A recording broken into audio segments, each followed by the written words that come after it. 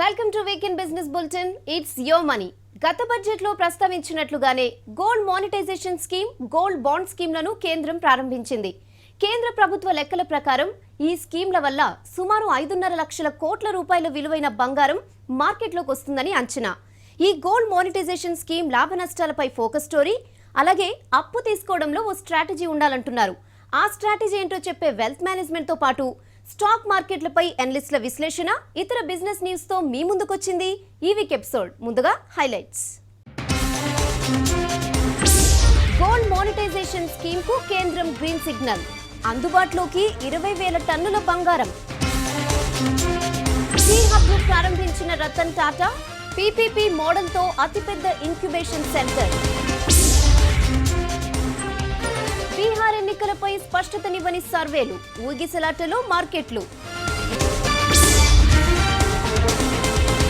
అప్పులు చేయడం తప్పేం కాదు, ప్లానింగ్ లేకపోతే పరేషానే. భవిష్యత్తుకు భరోసా బంగారమే అని భావించేవారు మన దేశంలో చాలా ఎక్కువ. అందుకే ఏటా 100 టన్నుల్లో పసిడిని కొంటున్నారు. కానీ దీంట్లో చాలా శాతం చలామణిలోకి రాకుండా నిరుపయోగంగా ఉంటోంది. ఇలా ఉపయోగంలో లేని బంగారాన్ని వినియోగంలోకి తేవడంతో పాటు దిగుమతులను తగ్గించేందుకు కేంద్ర ప్రభుత్వం కొత్త స్కీమ్లను అమల్లోకి తెచ్చింది. ఈ గోల్డ్ బాండ్స్, గోల్డ్ మానిటైజేషన్ స్కీమ్ల లాభ నష్టాలపై ఈ వారం ఫోకస్ స్టోరీ.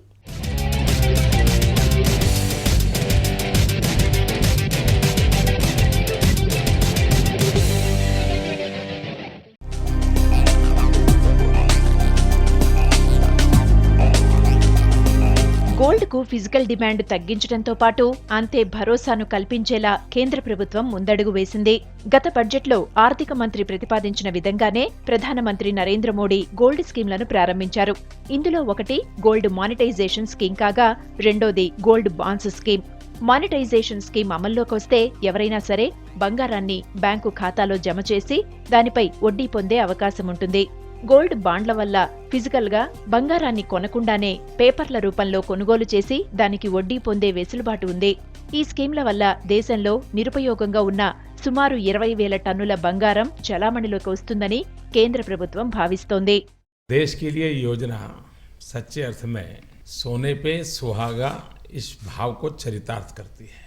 और हम ऐसे गरीब देश हैं जिसके पास 20,000 टन सोना यूं ही पड़ा है।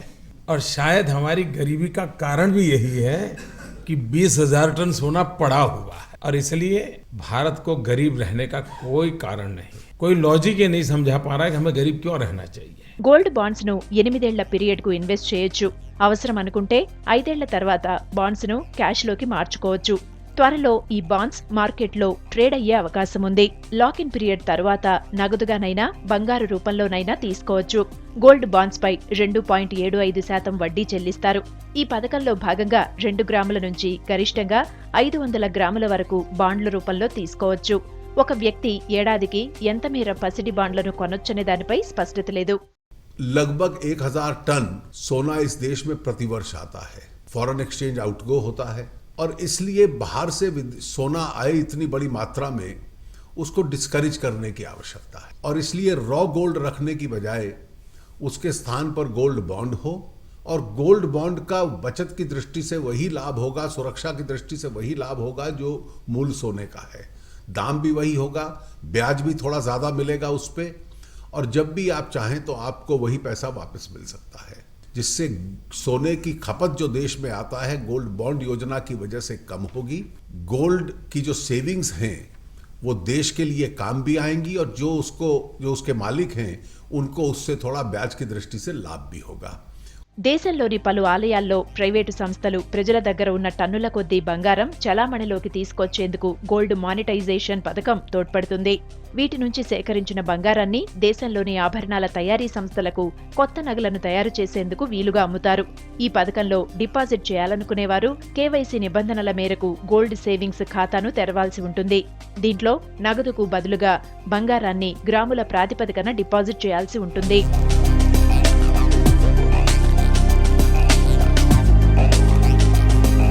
ఏడాది నుండి 3 సంవత్సరాల స్వల్ప కాలానికి, 5 నుండి 7 ఏళ్ల మధ్య కాలానికి, 12 నుంచి 15 ఏళ్ల దీర్ఘకాలానికి డిపాజిట్ చేసుకోవచ్చు.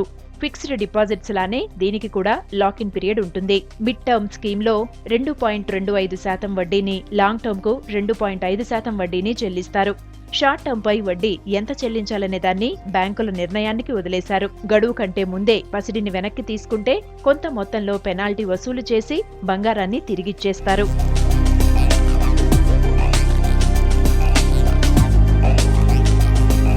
గోల్డ్ మానిటైజేషన్ స్కీమ్ ముఖ్యంగా ట్రస్ట్లు, టెంపుల్స్ లాంటి వాటిని దృష్టిలో పెట్టుకునే డిజైన్ చేసినట్లు ఆర్థిక రంగ నిపుణులు చెప్తున్నారు.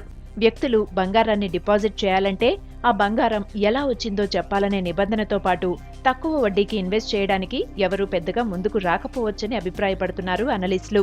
అట్రాక్టివ్ ఇంట్రెస్ట్ రేట్ ఇచ్చి ప్రతి బ్యాంకులో ఈ ఫెసిలిటీ ఉండేలా పకడ్బందీగా చర్యలు తీసుకుంటే తప్ప ఈ పథకానికి ఆశించిన రెస్పాన్స్ రాదన్నది వారి వాదన.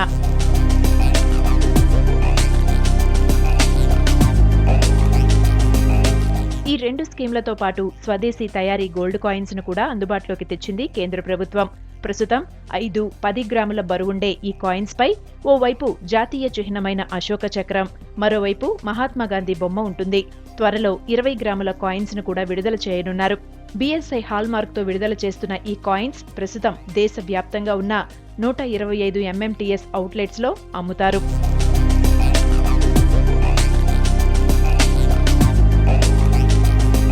కేంద్రం కొత్తగా తెరమీదకు తీసుకొచ్చిన ఈ పథకాల ఉద్దేశం బాగానే ఉన్నా భారతీయులు తమ వద్ద ఉన్న బంగారు ఆభరణాలను చెరిపించడానికి ఎక్కువగా ఇష్టపడరు.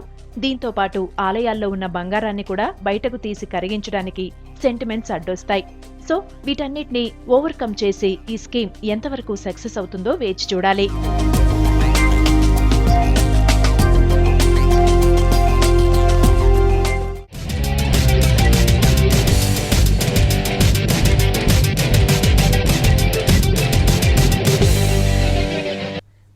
ఆవిష్కరణలకు వేదిక కానున్న టీ హబ్ ను టాటా గ్రూప్ కంపెనీస్ మాజీ చైర్మన్ రతన్ టాటా ప్రారంభించారు. అత్యాధునిక సౌకర్యాలతో నిర్మించిన ఈ ఇంక్యుబేషన్ సెంటర్ రాష్ట్ర గవర్నర్ తో కలిసి ఆయన ప్రారంభించారు. ఈ వివరాలతో పాటు ఇతర బిజినెస్ వార్తలను ఇప్పుడు బ్రీఫ్ గా చూద్దాం.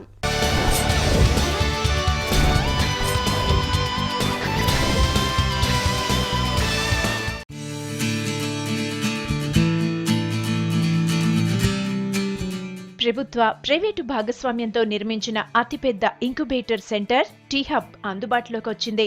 ఆలోచనలో రండి, ఆవిష్కరణలతో వెళ్ళండి అనే నినాదంతో ఏర్పాటు చేసిన ఈ టీ హబ్ ను పారిశ్రామిక దిగ్గజం రతన్ టాటా, గవర్నర్, ఐటీ శాఖ మంత్రి కేటీఆర్లు ప్రారంభించారు. IIIT, Nalsar university, Indian school of business భాగస్వామ్యంతో టీ హబ్ ను రాష్ట్ర సర్కార్ నిర్మించింది. యువతలో ఎంటర్‌ప్రెన్యూర్‌షిప్ ను పెంచే దిశగా టీ హబ్ పనిచేయాలన్న రతన్ టాటా ఔత్సాహిక పారిశ్రామికవేత్తలతో ముఖాముఖిలో పాల్గొని వారడిగిన ప్రశ్నలకు సమాధానమిచ్చారు. Walking around this T hub building, feel that I was looking at a new face of India, one of the new faces of India, Indian engineers and scientists. And all of us should be very pleased to play this role and need to support this, because all of us should be keen to unleash the Indian tiger. And we haven't done that as yet. So let's all put our hearts and souls behind the fact that this is going to be the new India of tomorrow. గొప్ప ఆలోచనలకు, ఆవిష్కరణలకు tea hub వేదిక కావాలన్నారు governor Narasimhan. T hub Telangana trend setter గా మారుతుందన్న ఆయన కేవలం urban ప్రాంత ఇంజనీర్లకే కాకుండా గ్రామీణ ప్రాంత ఇంజనీరింగ్ విద్యార్థులను భాగస్వామ్యం చేయాలన్నారు. సొసైటీలో సామాన్య వ్యక్తులకు ఉపయోగపడే ఎనర్జీ, హెల్త్ తదితర వాటిలో ఆవిష్కరణలు చేయాలని పారిశ్రామికవేత్తలకు సూచించారు governor.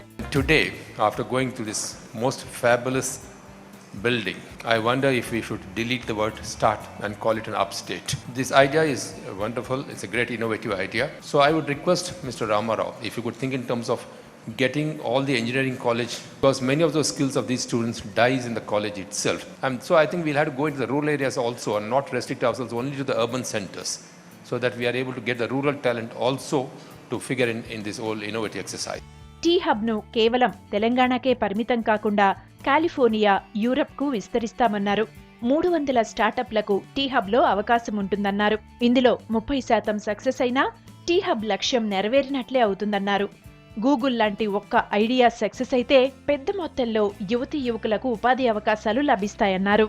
What we have gotten addicted to today, a Google, a Twitter, a Facebook, a WhatsApp, and several other Instagrams and other social media outlets today that we see across, in the hands of the mobile portable devices, in the hands of every single youngster in the country today. One of which could have been discovered, one of which could have been created by one among the 60 million young Indians.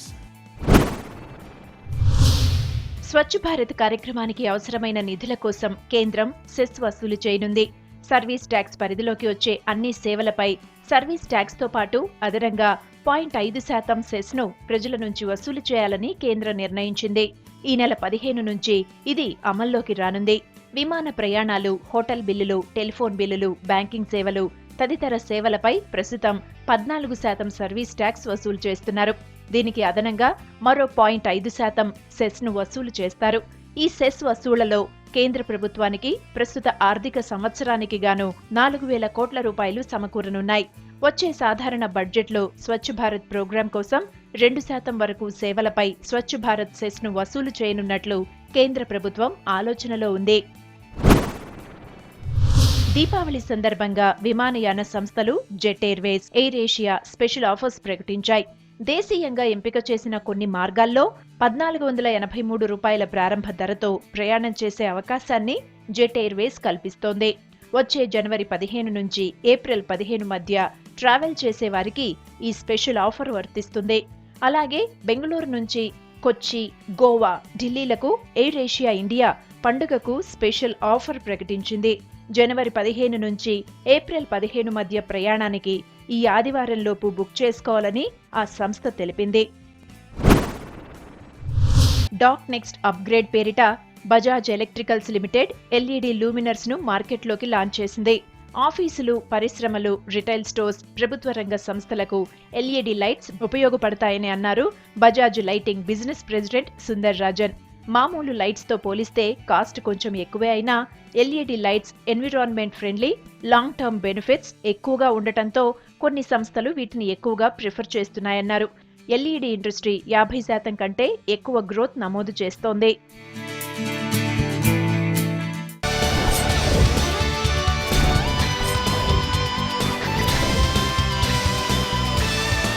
Bihar ఎన్నికల ఫలితాల్లో ఎవరికి majority వస్తుందనే దానిపై స్పష్టత లేకపోవడంతో ఇన్వెస్టర్లు stock మార్కెట్లో investment పై జాగ్రత్త పడుతున్నారు. గత 10 సెషన్స్ లో 9 సెషన్లు మార్కెట్లు నష్టాలతో ముగిశాయి. మరి నెక్స్ట్ వీక్ లో స్టాక్ మార్కెట్ ట్రెండ్ ఎలా ఉండబోతోందనే దానిపై అనలిస్టుల విశ్లేషణను మార్కెట్ పల్స్ లో చూద్దాం.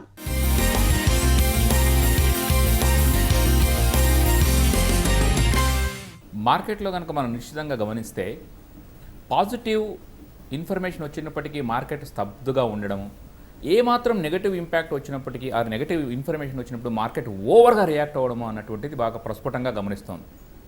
ఉదాహరణకి డాక్టర్ రెడ్డిస్ ల్యాబ్లో శుక్రవారం నాడు డాక్టర్ రెడ్డిస్ ల్యాబ్స్లో వచ్చినటువంటి నెగటివ్ ఇన్ఫర్మేషన్ వల్ల సుమారుగా 13% నెగటివ్ డాక్టర్ రెడ్డి ల్యాబ్స్ పడిపోవడము, అదేవిధంగా ఇంతకుముందు ఆమ్టెక్ ఆటో, అదేవిధంగా మదర్సన్ సుమి, అదేవిధంగా రిజల్ట్స్ బాగా రానటువంటి మిగతా కౌంటర్లో కూడా ఓవర్ రియాక్ట్ అవ్వడం జరుగుతోంది.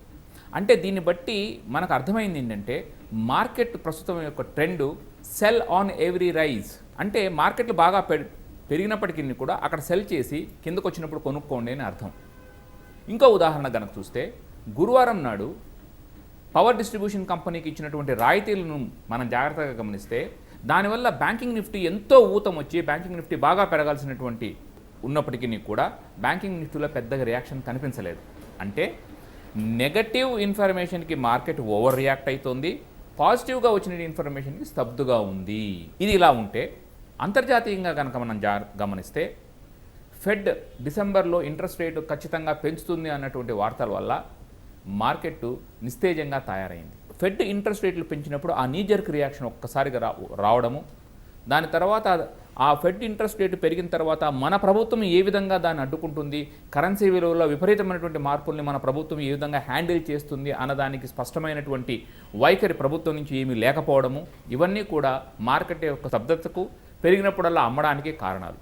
ఏది ఏమైనప్పటికీ ఇంకొక కోణంలో కనుక ఆలోచిస్తే మార్కెట్లో మంచి రిజల్ట్స్ వచ్చినటువంటి కంపెనీస్ని మెల్లమెల్లగా అక్యుములేట్ చేయడం జరుగుతోంది. ఆర్థిక ఫలితాలు సరిగా రాని కంపెనీని ఏ విధంగా అయితే విపరీతంగా అమ్ముతున్నారో మంచి ఫలితాలు వచ్చినటువంటి కంపెనీలని మెల్లమెల్లగా అక్యుములేట్ చేయడం జరుగుతోంది. ఇక వచ్చే వారం కనుక గమనిస్తే మార్కెట్లో ఉన్నటువంటి పాజిటివ్ ఫ్యాక్టర్స్ కానీ నెగిటివ్ ఫ్యాక్టర్స్ కానీ ట్రిగ్గర్స్ కానీ ఏంటంటే ఫస్ట్ థింగ్ బీహార్ ఎలక్షన్స్లో కనుక ప్రస్తుతం ఉన్నటువంటి ప్రభుత్వందే కనుక పై చేయ కనుక అయితే మార్కెట్ ఒక్కసారిగా కొద్దిగా పెరగవచ్చు. అంత మాత్రాన మార్కెట్ కంటిన్యూస్గా పెరుగుతుందన్నటువంటి గ్యారంటీ లేదు. ఎందుకంటే మార్కెట్ ఇంకా సెల్ ఆన్ రైజ్ అన్నటువంటి మోడ్లోనే ఉంది కాబట్టి. అంతేకాకుండా మార్కెట్ స్టాక్ స్పెసిఫిక్గా రియాక్ట్ అవుతుంది. అంటే ఆర్థిక ఫలితాలు మంచి ఉంటే కనుక కొద్దిగా కొనుక్కోవడం జరుగుతుంది. ఇవన్నీ కనుక గమనిస్తే మార్కెట్లో దీపావళి వరకు చిన్న మదుపుదారులందరూ కూడా దూరంగా ఉండడమే మంచిది. ఒకసారి దీపావళి తర్వాత మార్కెట్ యొక్క దిశానిర్దేశం అన్నటువంటిది స్పష్టంగా కనిపిస్తుంది. అప్పటికి ఫెడ్ అమెరికాలో రావాల్సినటువంటి గణాంకాలు, దాని ద్వారా ఫెడ్ నిజంగానే పెంచుతుందా లేదా అన్నటువంటి ఇది, లేకపోతే మార్కెట్ దాన్ని డిస్కౌంట్ చేసుకోవడం, ఇవన్నీ కూడా ఒక ప్రభావం కనిపిస్తాయి. కాబట్టి అంతవరకు దూరంగా ఉండడమే మంచిది. నిఫ్టీని కనుక మనం జాగ్రత్తగా గమనిస్తే 7,850 దగ్గర ప్రస్తుతం ఉన్నటువంటి సపోర్టు, 8,200 దగ్గర తక్షణ నిరోధం అన్నటువంటిది కనిపిస్తోంది.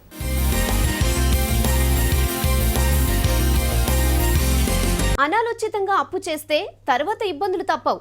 వడ్డీ భారానికి తోడు మీ క్రెడిట్ రికార్డ్పై మచ్చపడుతుంది. క్రెడిట్ కార్డు ఉంది కదా అని తాహతుకు మించి కొనేస్తే వాటి వాయిదాలు చెల్లించేటప్పుడు మళ్ళీ అప్పులు చేయాల్సి వస్తుంది.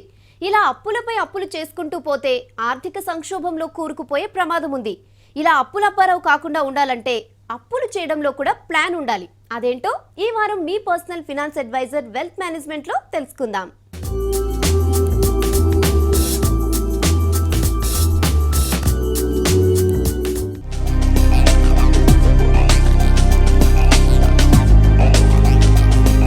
ఆర్థిక అవసరం మనిషిని ఏమైనా చేసేందుకు పురికొల్పుతుంది. డబ్బు అవసరమైన ఆ క్షణంలో ఎంత వడ్డీ అయినా ఎన్ని నిబంధనలైనా ఒప్పుకుంటారు.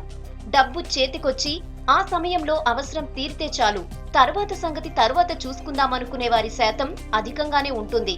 ఇలాంటి మనస్తత్వం ఉన్న వారిలో ఎక్కువ మంది అప్పుల ఊబిలో కూరుకుపోతారని ఫినాన్షియల్ అడ్వైజర్లు విశ్లేషిస్తున్నారు.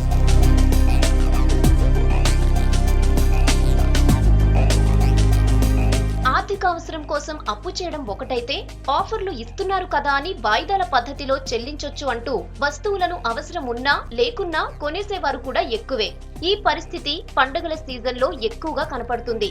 క్రెడిట్ కార్డు ఉన్నవారు వారి కోసమే కాకుండా ఫ్రెండ్స్, రిలేటివ్ల కోసం కూడా ఉపయోగిస్తుంటారు. తరువాత వాయిదాలు చెల్లించేటప్పుడు వచ్చే ఇబ్బందులు ముందుగా ఊహించే వారి శాతం కూడా తక్కువే.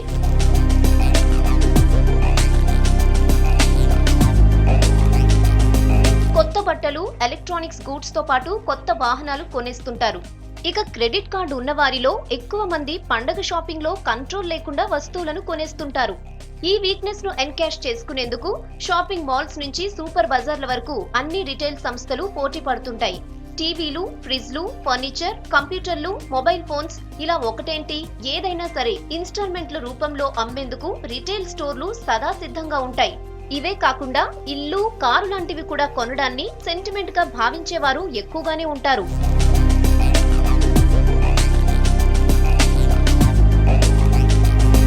వాయిదాల పద్ధతిలో వస్తువులను పర్చేస్ చేయాలనుకునేవారు కొన్ని రూల్స్ పాటించాలి. లేదంటే భవిష్యత్తులో ఇబ్బందులను ఎదుర్కోక తప్పదు. వస్తువులను కొనే ముందు వాటి లిస్టును సిద్ధం చేసుకోవాలి. వాటిలో అత్యవసరంగా కావలసినవి, కొద్ది కాలం వాయిదా వేస్తే పర్వాలేదు అనుకున్నవి, ఇప్పుడు కొనకపోయినా పర్వాలేదు అనేవి, ఇలా ప్రియారిటీ వారీగా లిస్ట్ ప్రిపేర్ చేసుకోవాలి. వీటిలో మస్ట్ గా కొనాల్సిన వస్తువులు మీ బడ్జెట్ లో దొరుకుతాయా లేదా అనే విషయాన్ని చూసుకోవాలి. ఒకవేళ మీరు కొనాలనుకున్న వస్తువు మీ బడ్జెట్ కంటే ఎక్కువగా ఉంటే ఆల్టర్నేటివ్ ఏంటో ముందుగానే నిర్ణయించుకోవాలి. కొంతమందిని తప్పిస్తే మెజారిటీ వారికి నెల నెలా వచ్చే ఆదాయంలో పెద్దగా మార్పు ఉండదు. దీన్ని లెక్కలోకి తీసుకుని మీ ఖర్చులు పోగా మిగతా మొత్తంతో ఏ వస్తువు మీకు తప్పనిసరిగా అవసరమో గుర్తించి దాన్ని మాత్రమే కొనాలి. 4-5 షోరూంలు తిరిగి లాస్ట్ ప్రైస్ ఎంతో తెలుసుకోవాలి. ఆ తరువాతే మీరు ఎంపిక చేసుకున్న షోరూమ్ లో ఈ 0% ఇంట్రెస్ట్ ఈఎంఐ స్కీమ్ లో తీసుకోవాలి. లేదంటే లోన్ తో పాటు వడ్డీ లేదని తొందరపడి వస్తువును కొనేస్తే ఎక్కువ ధర చెల్లించాల్సి వస్తుంది. దీంతో పాటు వస్తువుకు సంబంధించిన యాక్సెసరీస్ ను ఎక్కువ ధరకు మీకు అంటగట్టే ప్రమాదం కూడా ఉంది. సాధ్యమైనంత వరకు కంపెనీలతో ఒప్పందం కుదుర్చుకున్న పబ్లిక్ సెక్టర్ బ్యాంకుల నుంచి ఈ లోన్స్ తీసుకుంటే మంచిది. ప్రైవేట్ బ్యాంకులు, ప్రైవేట్ ఫినాన్స్ కంపెనీల నుంచి తీసుకుంటే హిడెన్ కాస్ట్ తో పాటు అనుకోని కారణంగా ఇన్స్టాల్మెంట్ కట్టకపోతే ఎక్కువ మొత్తంలో పెనాల్టీ వసూలు చేస్తారు. 30,000 రూపాయల పైగా ధర ఉండే వస్తువులను కొనుగోలు చేస్తే సెక్యూరిటీ కోసం ఇన్సూరెన్స్ చేయాలి. ఈ ఇన్సూరెన్స్ ప్రీమియంను మీ జేబులోంచే కట్టాల్సి ఉంటుందనేది గుర్తుంచుకోండి. కారు లేదా ఇల్లు కొనాలనుకునేటప్పుడు మీ సిబిల్ స్కోర్ ఎంతో తెలుసుకుంటే మంచిది.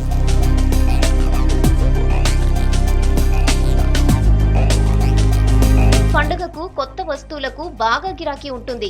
ఇందులో ఫర్నిచర్, కన్స్యూమర్ ఎలక్ట్రానిక్స్ కి ఎక్కువ డిమాండ్ ఉంటుంది. దీనికి తగ్గట్టు రిటైల్ స్టోర్స్ కూడా 0% ఇంట్రెస్ట్ అంటూ ఇన్స్టాల్మెంట్ స్కీముల్లో వస్తువులు కొనుక్కోండంటూ ఆఫర్స్ ను ప్రకటిస్తాయి.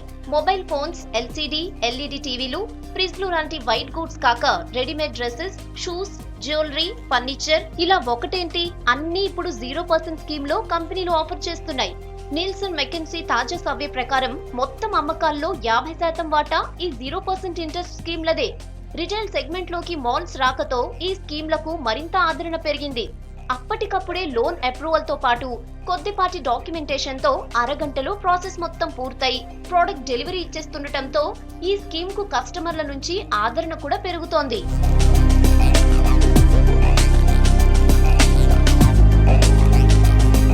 ఇది అందరికీ వర్తిస్తుందనుకుంటే పొరపాటే. రిటైల్ సంస్థలు ఒప్పందం కుదుర్చుకున్న ఫినాన్స్ సంస్థలు బ్యాంకుల నుంచి లోన్ తీసుకోవాలనుకునే వారి క్రెడిట్ హిస్టరీని చూసి లోన్ ఆఫర్ చేస్తాయి. మీరు గతంలో లోన్ తీసుకుని సరిగ్గా ఇన్స్టాల్మెంట్ చెల్లించడంలో విఫలమయ్యారా? గతంలో తీసుకున్న లోన్ వివరాలు, మీ ఆదాయంలో ఎంత శాతం ఇతర నెలవారీ వాయిదాల రూపంలో చెల్లిస్తున్నారు, ఇలాంటి డీటెయిల్స్ సివిల్ ట్రాన్స్ యూనియన్ స్కోర్ నుంచి తెలుసుకుని ఆ తర్వాతే మీకు లోన్ ఇవ్వాలా వద్దా అనేది నిర్ణయిస్తారు.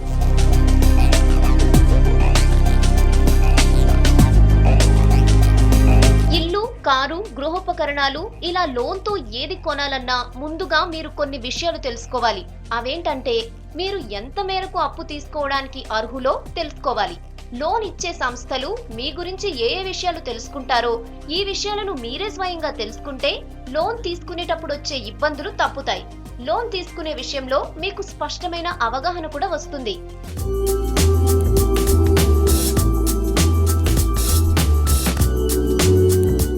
చేతులు కాలాక ఆకులు పట్టుకుని లాభం లేదు. తొందరపడి వడ్డీ లేదు కదా అని లోన్లో వస్తువులను కొనే ముందు కాస్త ఆలోచించండి. నష్టానికి ఏ సంస్థలు కూడా వస్తువులను అమ్మవని తెలుసుకోండి. వచ్చే వారం మరిన్ని ఇంట్రెస్టింగ్ బిజినెస్ న్యూస్ తో మళ్ళీ కలుద్దాం. Till then bye. Have a nice weekend. This is Rehana signing of.